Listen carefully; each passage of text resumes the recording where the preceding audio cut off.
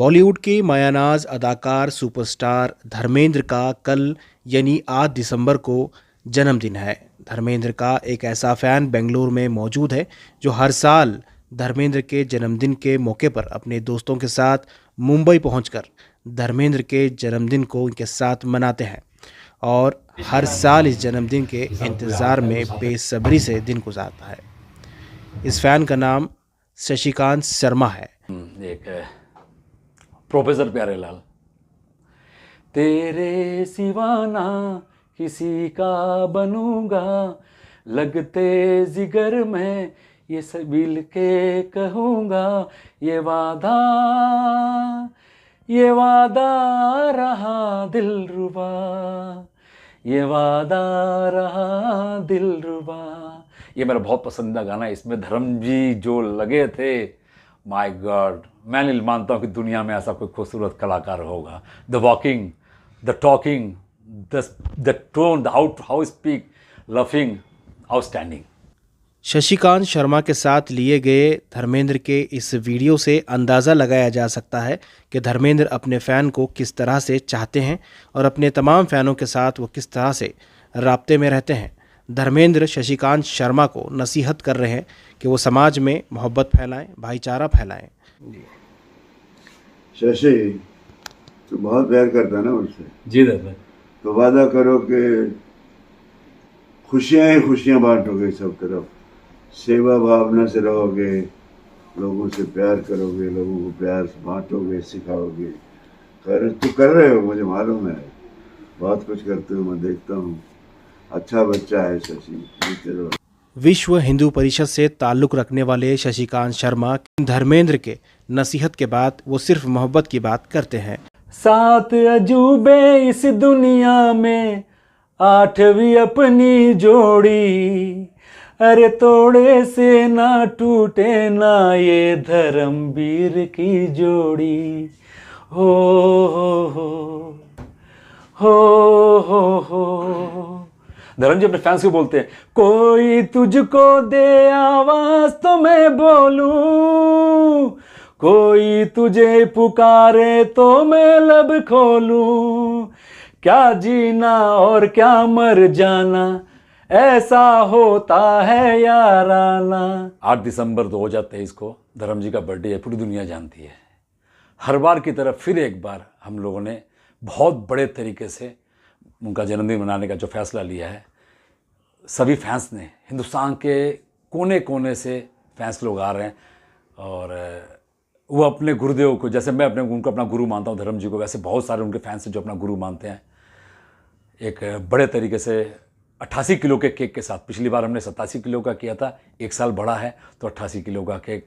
पिछली बार हमने जो 18 फीट का जो कटआउट बनाया था वो एक कटआउट था, इस बार हम लोगों ने 5 कटआउट से उनको सम्मान करने का प्रोग्राम रखा है। और हम ये चाहते हैं कि वो स्वस्थ रहे, यूँ ही हंसते रहे, अपना आशीर्वाद देते रहे और लोगों का मनोरंजन करते रहे। आपने देखा होगा पिछले 15 दिन पहले वो लखनऊ में शूटिंग भी किया उन्होंने एक फिल्म का नाम है 21।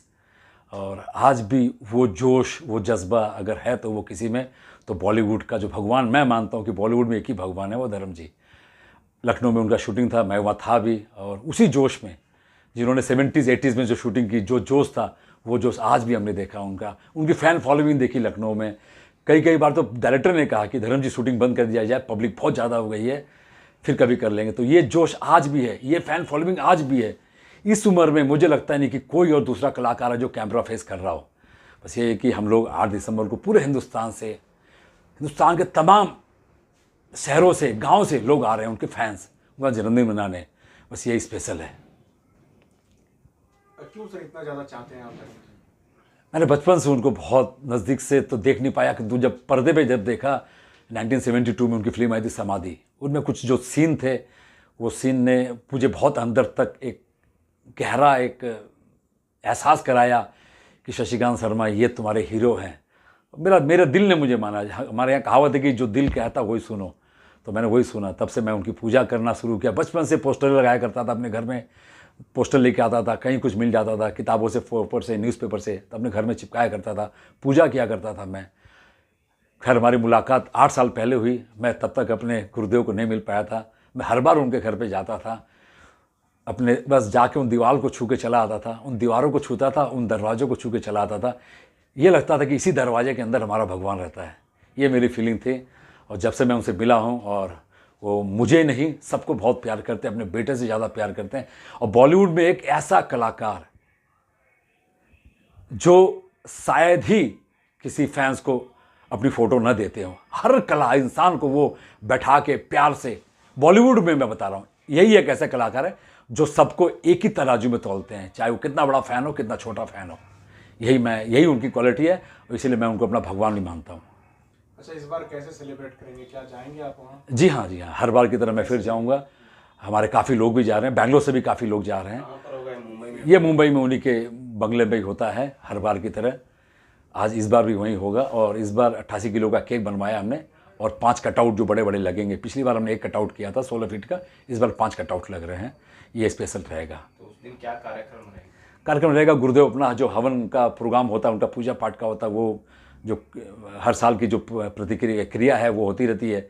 इस बार उसके बाद फिर केक काटना होता है, फैंस से मिलते हैं, वो सेलिब्रेशन होता है, फैंस के नाश्ता और खाने की पूरी व्यवस्था होती है, फैंस के साथ फोटो सेशन होता है, फैंस नाचते हैं, गाते हैं, गाना गाते हैं, उनकी फिल्मों के डायलॉग बोलते हैं। अभूतपूर्व एक दृश्य होता है वहाँ पर, देखने लायक दृश्य होते हैं, दुनिया देखती है उस दृश्य को। जी, कितने लोग आते हैं?